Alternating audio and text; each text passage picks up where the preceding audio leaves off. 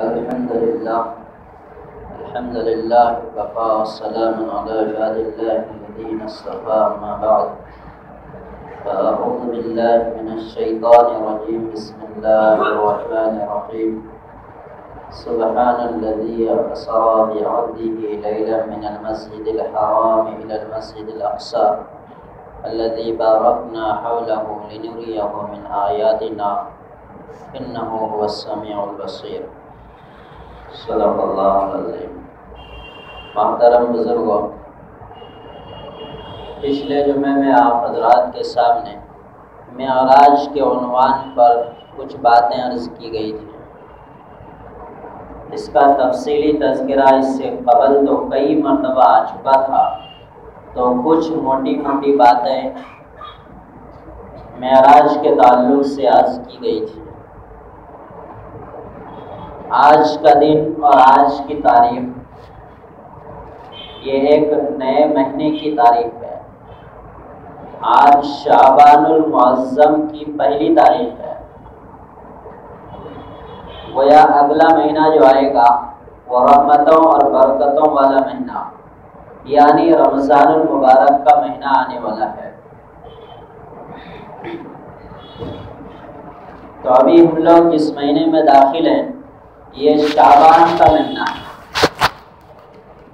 اور شعبان کے مہینے کے تعلق سے بھی وہ حدیث اور وہ دعا جو ہم لوگ رجب کے مہینے میں پڑھتے تھے وہ اس مہینے میں بھی پڑھنا چاہیے۔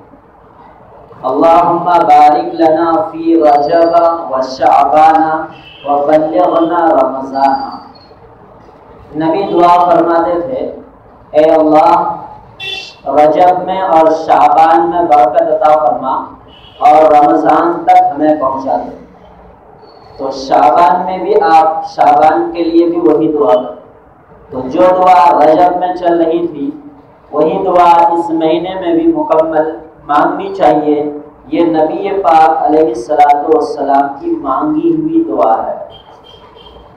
بہرحال پچھلے جمعے میں چونکہ وعدہ کیا تھا کہ معراج کا اگلا اور بقیہ حصہ آئندہ جمعہ میں بیان کر دیں، تو اسی وعدے کی وفا کی تکمیل کرتے ہوئے کچھ باتیں عرض کی جا رہی ہیں۔ معراج کا جو سلسلہ وار تفصیلی واقعہ ہے وہ ہم نے پچھلے جمعہ میں بیان نہیں کیا تھا اور آج بھی نہیں کریں گے۔ کیوں؟ اس لیے کہ رسمی واقعہ بیان کرتے کرتے شریعت کا کوئی ایک شعار رسم بن جاتا ہے، تو معراج بھی ایک رسم بن گیا ہے۔ جلسہ جلوس قائم کرنا، اسٹیج لگانا اور شروع سے اخیر تک لمبا چوڑا بیان دینا، جبکہ اصل مقصد شریعت میں کوئی واقعہ کے بیان کرنے کا یہ ہوتا ہے کہ اس واقعے سے ہمیں سبق کیا مل رہا ہے، اس سے ہمیں ہدایت و رہبری کیا مل رہی ہے، وہ اس واقعے کا مقصد ہوتا ہے۔ خیر، پچھلے جمعے میں واقعے کا جو جز بھی بیان کیا گیا اس سے ہمیں ہدایت و رہبری کیا ملی اس کا تفصیلی تذکرہ آ چکا تھا۔ ہم لوگ پہنچے تھے واقعہ بیان کرتے ہوئے کہ نبی پاک علیہ السلام بیت المقدس میں امامت کی، اور آپ صلی اللہ علیہ وسلم براق پر سوار ہو کر چلے گئے آسمان کی طرف۔ حضرت جبریل علیہ السلام آپ کے ساتھ ہیں، ساتوں آسمان آپ کراس کر گئے۔ ہر آسمان پر کسی نہ کسی نبی سے ملاقات ہے۔ سب سے پہلے آسمان پر ملاقات ہوئی ہے حضرت آدم علیہ السلام سے۔ مفسرین کرام نے یہاں ایک نقطہ لکھا ہے، اس لیے ہم نے کہا کہ ہم قصہ کا سلسلہ بیان نہیں کریں۔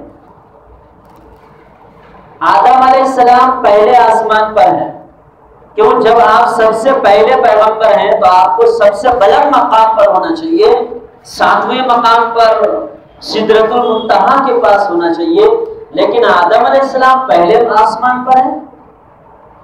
محدثین اور مفسرین کرام نے یہ ایک نقطہ لکھا ہے، ایک باریک بات لکھی ہے کہ تم سب ان کی اولاد ہو اور باپ تمہارے قریب ہے، تم کیا کر رہے ہو، تمہارے باپ بھی سب کچھ دیکھ رہے ہیں۔ باپ کی نگرانی میں اولاد اگر رہے تو اس اولاد کا مستقبل شاندار ہوتا ہے، اور اگر اولاد باپ کی نگرانی سے نکل جائے تو اس اولاد کا مستقبل بہت ہی تاریک ہوتا ہے اور اندھیرا ہوتا ہے۔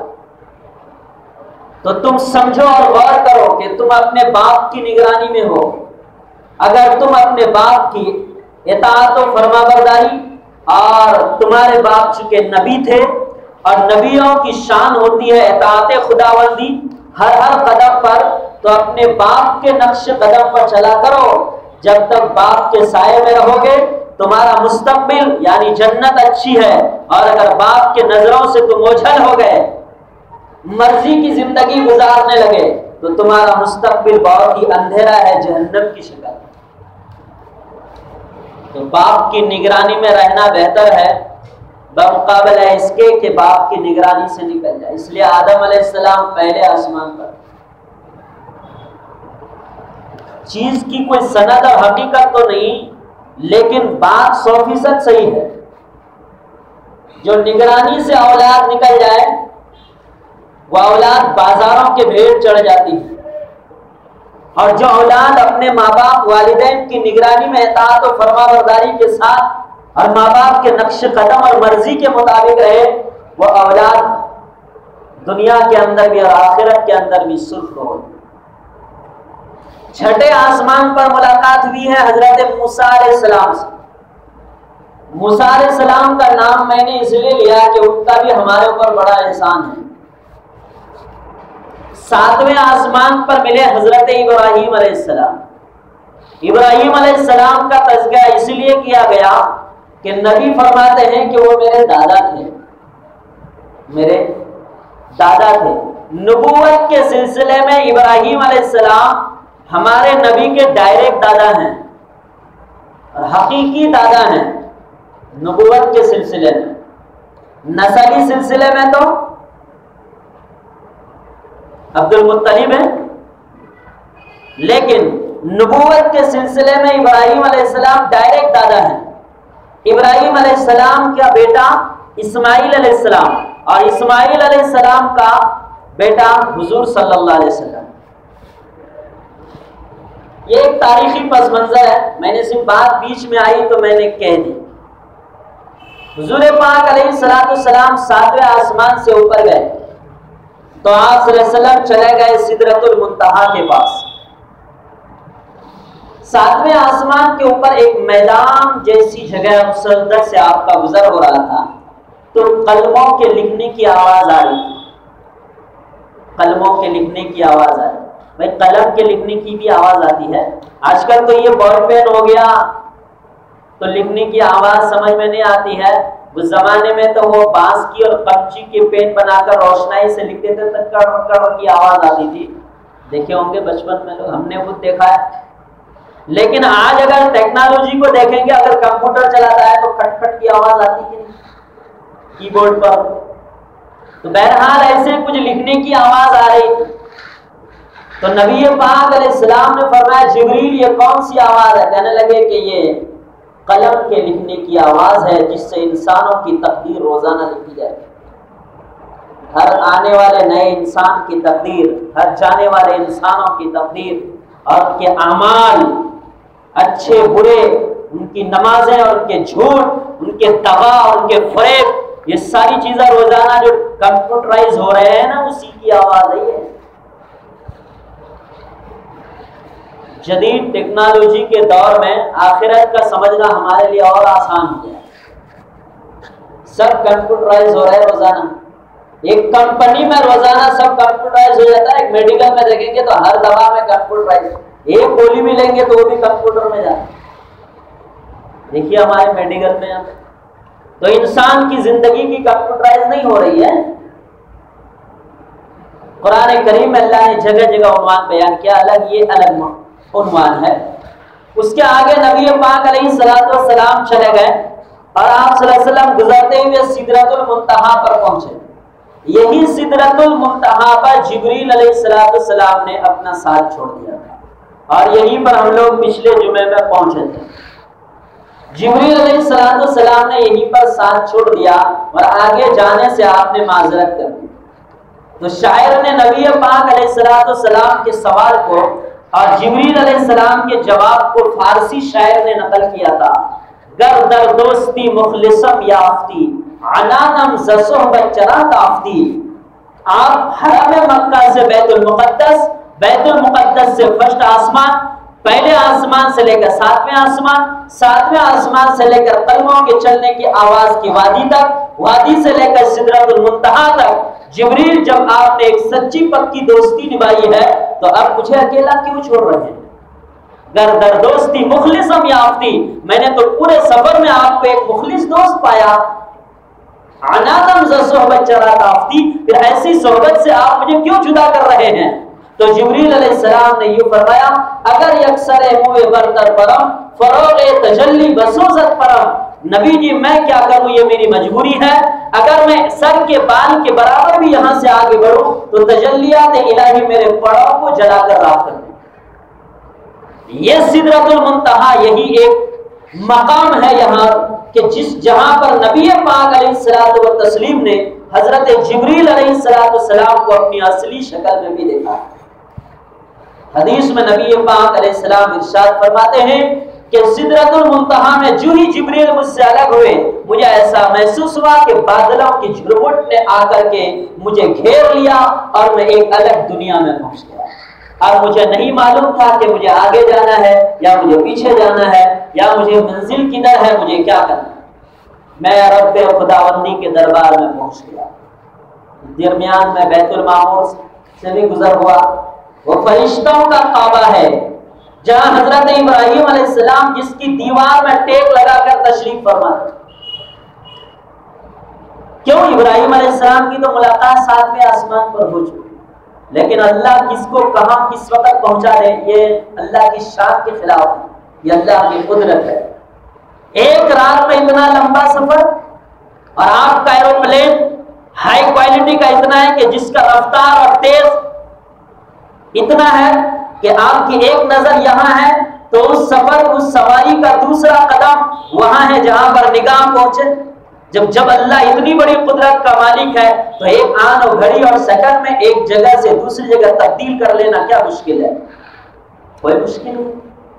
نبی پاک علیہ السلام چلے گئے آگے اور اللہ تبارک و تعالی سے کلام فَأَوْحَى إِلَىٰ عَبْدِهِ مَا أَوْحَىٰ. تو اس رب پروردگار نے اپنے بندے کے طرف وہی فرمائی جو بھی وہی فرمانی تھی اللہ کو. یا دوسرا ترجمہ کرتے ہیں اس پروردگار نے اپنے محبوب سے کلام کیا جو بھی کلام کرنا تھا. ما اوحا.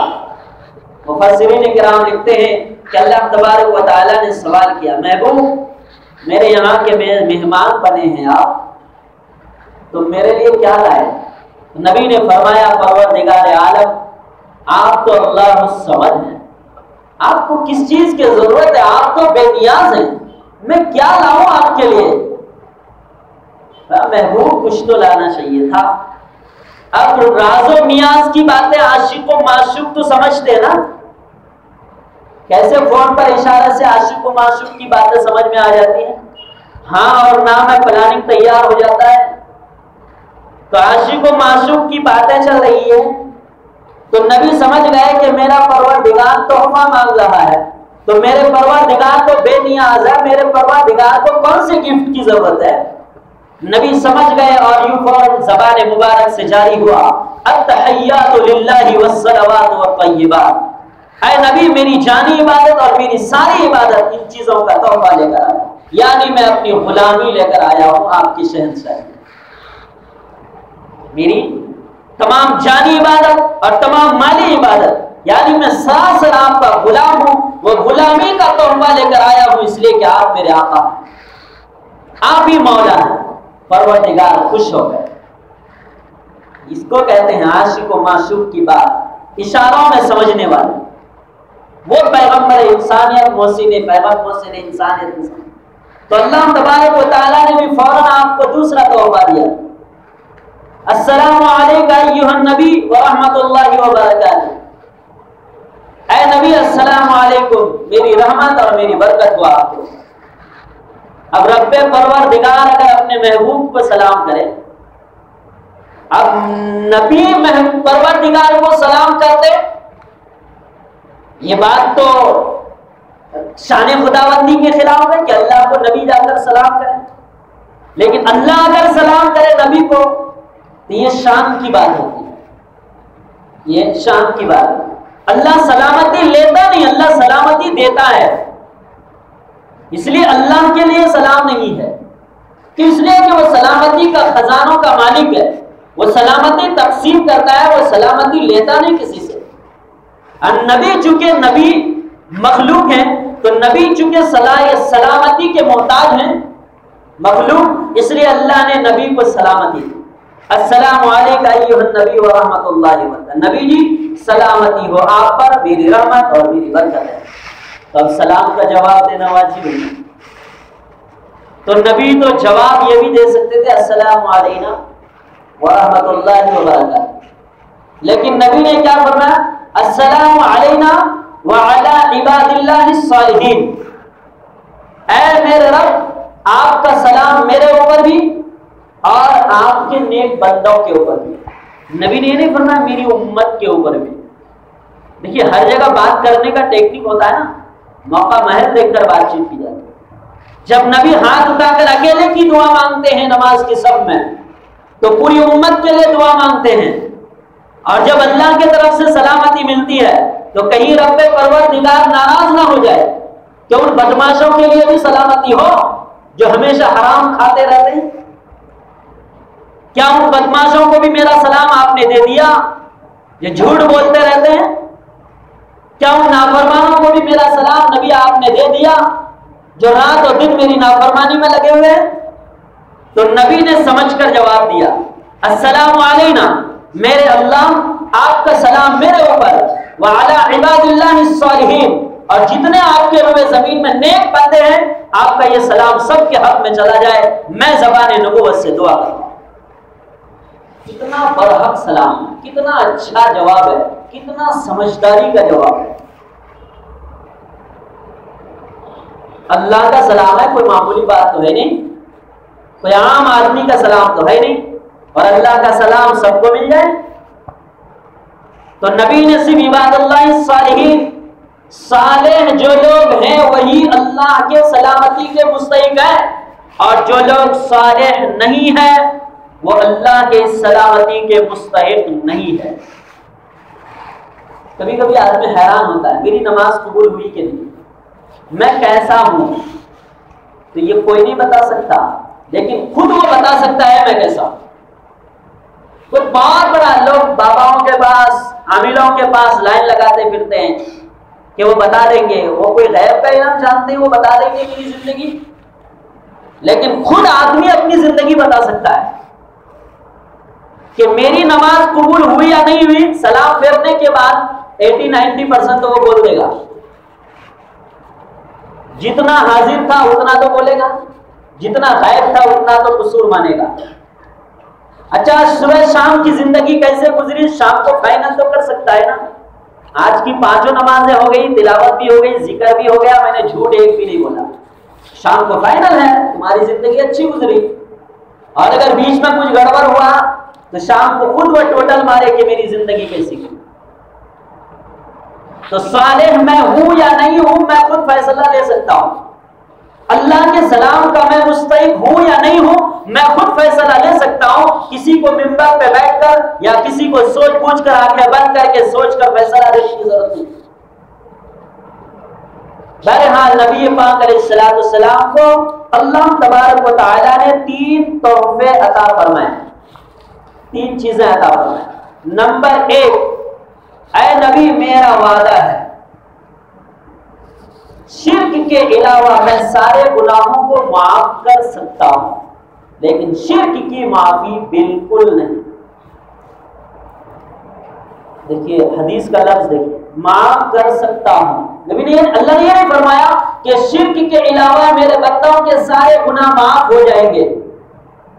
کر سکتا ہوں، میرا اختیار ہے، کر سکتا ہوں، میں کرنا چاہوں تو کر دوں گا، اور اگر انصاف کرنا چاہوں تو پھر میں جانچ پڑتال کروں گا، چھین جھپٹ کروں گا، کھوجوں گا، اس کی زندگی کی ریسرچ کروں گا، تحقیق کروں گا، اور اگر میں معاف کر دوں تو یہ میری شہنشاہی ہے۔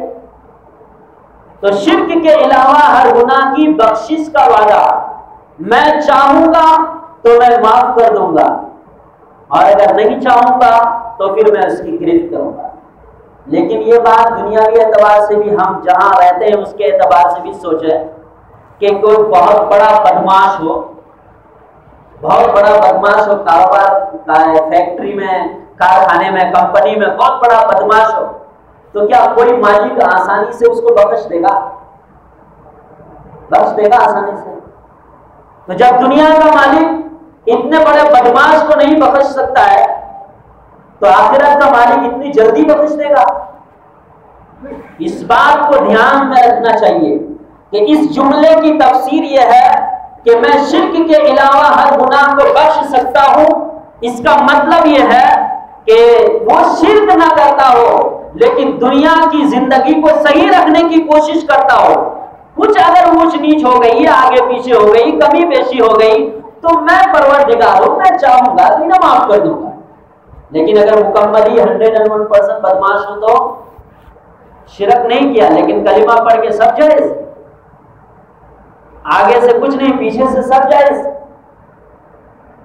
تو ایسے آدمی کی بھی ایسی کوئی امید میں نہ رہے کہ میں دنیا میں سب کچھ کر لوں۔ اور یہ لوگوں کا ذہن بن چکا ہے، یہ کانوں سے میں نے سنا ہے، اچھے گڑبڑ کرنے والے لوگ زبان سے یوں کہتے ہیں اللہ غفور رحیم، شرک کے علاوہ ہر گناہ کی بخشش کا وعدہ ہے، اللہ مجھے معاف کر، فری میں معافی ہو جائے گی۔ یہ زبان یہ جو جھوٹی زبان ہے، راتوں دن جھوٹ میں ملوث رہنے والے، یہ کوئی پہنچ گیا عرش میں، اس امید میں بیٹھا ہوا ہے، غفور رحیم ہے، اس امید میں بیٹھا ہوا ہے کہ میں تو شرک نہیں کر رہا ہوں، باقی سب کرو پیچھے سے۔ اور کبھی لوگ یوں سوچتے ہیں کہ مرتے وقت ابھی جو کرنا ہے کرو، جوانی ہے، ہاتھ بازو میں طاقت ہے، جو کرنا ہے کر لو، آخر وقت میں کر لیں گے توبہ۔ تو اللہ فرماتا ہے مذاق کرنے کے لیے میں ہی ملا اور کوئی نہیں ملے، کیا فرماتے ہیں؟ مذاق کرنے کے لیے میں ہی ملا اور کوئی نہیں ملے، بڑھاپے میں توبہ کر لو گے، ابھی جو جی میں آیا وہی کر لو گے؟ سوچنے کی بات ہے۔ دنیا میں ڈسکس ہوتا ہے، آخرت میں ڈسکس نہیں ہونے والا ہے۔ الفاظ قرآن اور الفاظ حدیث اگر ہم نظر جما کر اس کو دھیان سے پڑھیں تو اللہ ایسے بندے سے روزانہ ڈسکس کرتا ہے، روزانہ قرآن کے ہر آیت میں مذاکرہ ہے، قرآن کے ہر آیت میں ڈسکس ہے۔ فری میں معاف کر دوں گا تم کو، کچھ تو کرتے نہیں، اور امیدیں بڑی بڑی رکھتے ہو۔ ایک ملازم اپنے مالک کے سامنے آیا، آ کے کہنے لگا جی مجھے تو اتنی چیزوں کی ضرورت ہے، یہ چاہیے، کہنے لگا دن صبح سے شام تک تو کچھ کرتا ہی نہیں، گھومتے پھرتا آوارہ کہتا رہا، اور شام کو آگے ایسا تو کچھ تو کرو۔ تو اللہ نے نبی کو تحفہ دیا، نبی جی شرک کے علاوہ میں گناہوں کو معاف کر سکتا ہوں، لیکن شرط یہ ہے کہ اس کی زندگی صحیح لائن پر بھی ہو، جو کمی بیشیاں ہوگی میں اس کو معاف کر دوں گا۔ مکمل بدماش ہو تو اتنی اچھی جنت میں فری میں وہ بنگلہ دے دوں گا ان کو میں۔ نمبر 2، دوسرا تحفہ اللہ نے اپنے نبی کو سورہ بقرہ کا آخری رکوع دیا۔ دیکھیں ہیں وہ پڑھیں، وہ تو جب یہ معراج میں تحفہ ملا ہے، یہ تحفہ ملا ہے باضابطہ، تو یہ رکوع تو سب کو یاد ہو جانا چاہیے۔ سورہ بقرہ کا آخری رکوع آمن رسول سے شروع ہوتا ہے، وہ آدھا صفحہ سے تھوڑا زیادہ، پونا صفحے کا ہے، ایک رکوع ہے، وہ سب کو یاد کر لینا چاہیے، کریں گے انشاءاللہ۔ اخیر میں جا کر اللہ سے معافی، اللہ سے معافی، اللہ سے معافی، اللہ سے رحم، وہ 2-3 آیات 4 آیات میں اللہ سے مانگنے کی وہ آیات ہے، تو وہ پورا رکوع یاد ہو جانا چاہیے۔ تیسرا تحفہ جو اللہ نے اپنے نبی کو عطا کیا ہے وہ ہے 50 اوقات کی نماز، 50 ٹائم کی نماز۔ نبی جی یہ میرے طرف سے آپ کو تحفہ ہے، آپ اس کو سنبھال کے رکھیے گا، کوئی بات نہیں۔ نبی نے آمنا صدقنا کر کے خوش ہو کر اللہ کے پاس گئے تھے، اور اللہ کی طرف سے تحفہ ملا ہے. کوئی بڑے آدمی کی طرف سے ایک انگوٹھی بھی مل جائے تو سنبھال کر رکھتے کباڑ میں, بولا یادگار ہے. جب اللہ کی طرف سے تحفہ ملا تو کوئی پلٹ کے کچھ اور بولے گا. تو نبی سب لے کر کے آ رہے ہیں. تو میں نے کہا کہ موسیٰ علیہ السلام کا نام اس لیے لیا کہ ان کا ہمارے اوپر احسان ہے. اللہ تعالیٰ ہم پوری امت کی طرف سے موسیٰ علیہ السلام کو بھی جزائے خیر عطا. اور نبی کا جو احسان ہے وہ تو قدم قدم پر نہیں بھول سکتے. وہ نبی لا کر دیے ہیں ہمیں. کوئی چیز قیمتی لا کر دے یہ کوئی کم احسان نہیں ہوتا ہے. کوئی 1 کروڑ روپے اگر فری میں لا کر دے دے یہ کوئی کم احسان نہیں ہے. یا نبی نے انسان کو جنت میں داخل کرنے کا چابی لا کر دیا, بولے یہ چابی سنبھال کے رکھو. کیا مفتاح الجنتی الصلاۃ, یہ حدیث ہے, چھوٹی حدیث, ہمارے مدرسے کے سارے بچوں کو یاد ہے نا مصطفیٰ. مفتاح الجنتی الصلاۃ, جنت کی کنجی نماز ہے.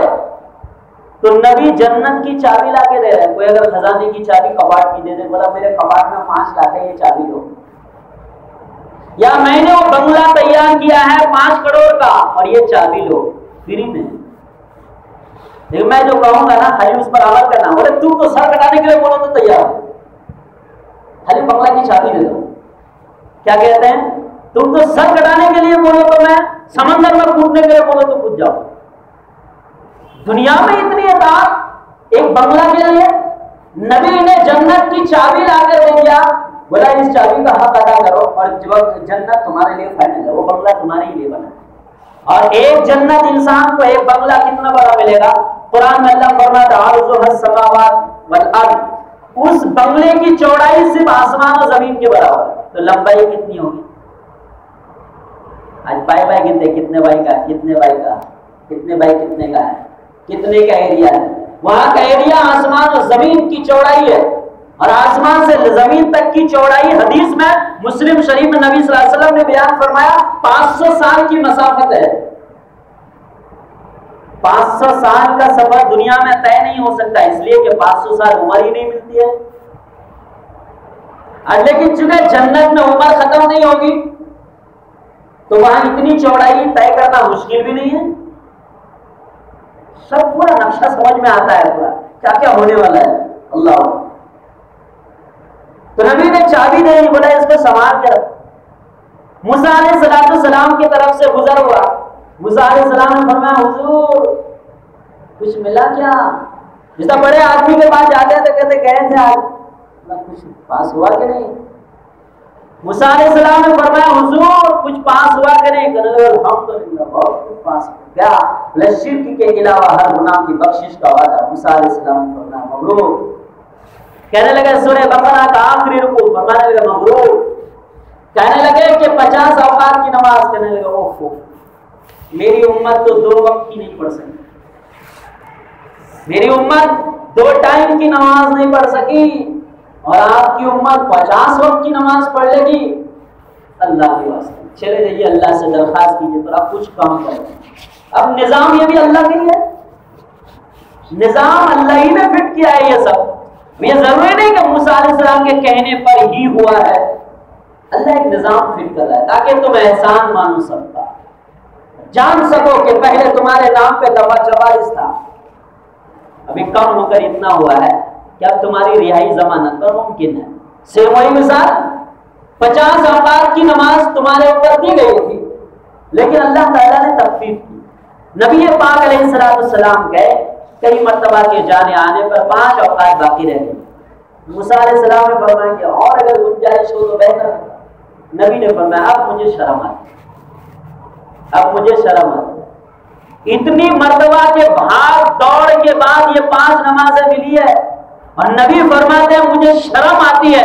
نبی شرما کر یہ نماز لے کر کے آئے, اور مسلمان سینہ زوری کے ساتھ کھڑکھڑاہٹے مارتا ہے اور کہتے ہیں میں غلام مصطفیٰ.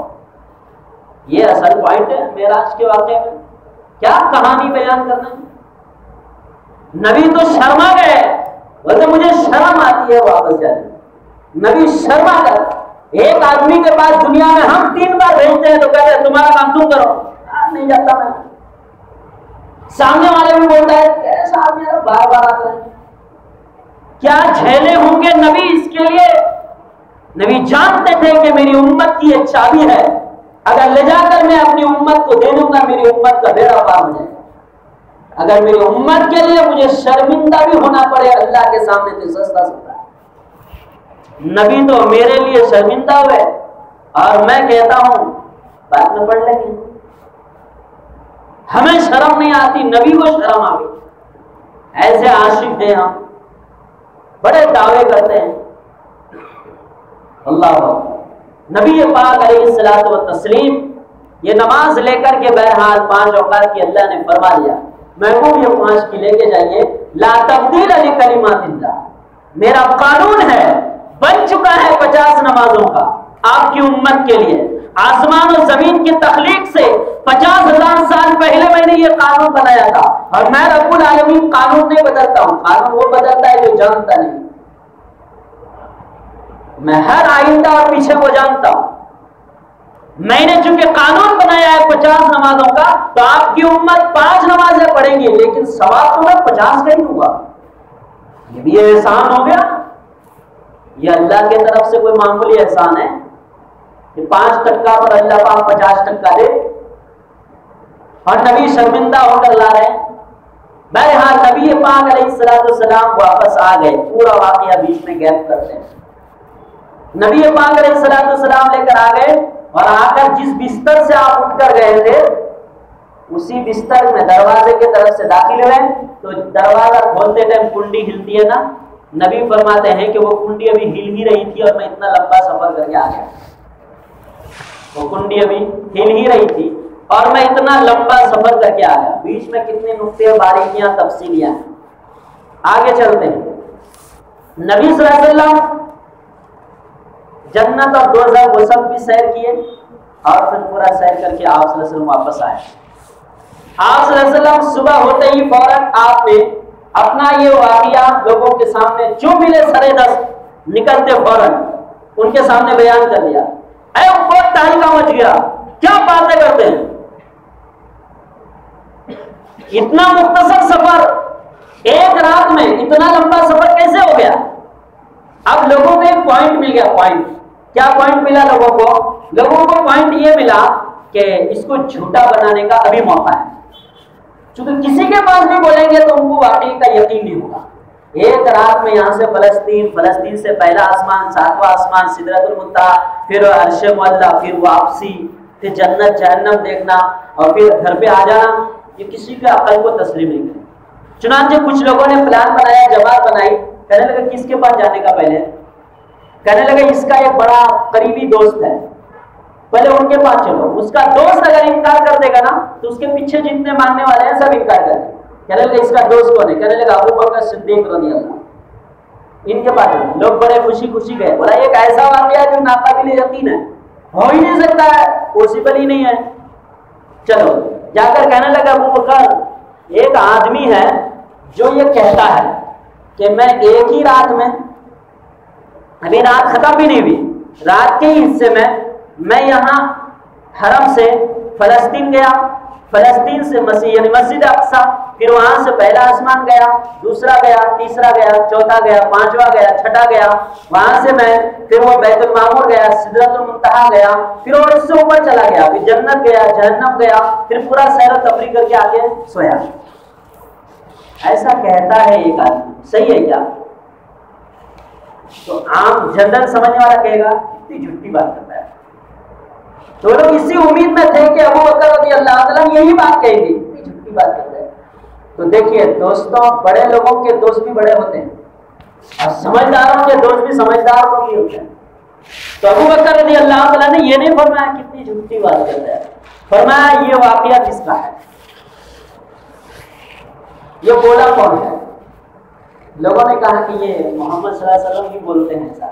کہنے لگے اللہ کی قسم اگر انہوں نے کہا ہے اپنی زبان سے تو 101% صحیح ہے, اگر انہوں نے کہا ہے تو بات 100% سچ ہے, اس لیے کہ ہم نے اس کے بچپن سے لے کر آج تک کبھی جھوٹ بولتے ہوئے نہیں پایا.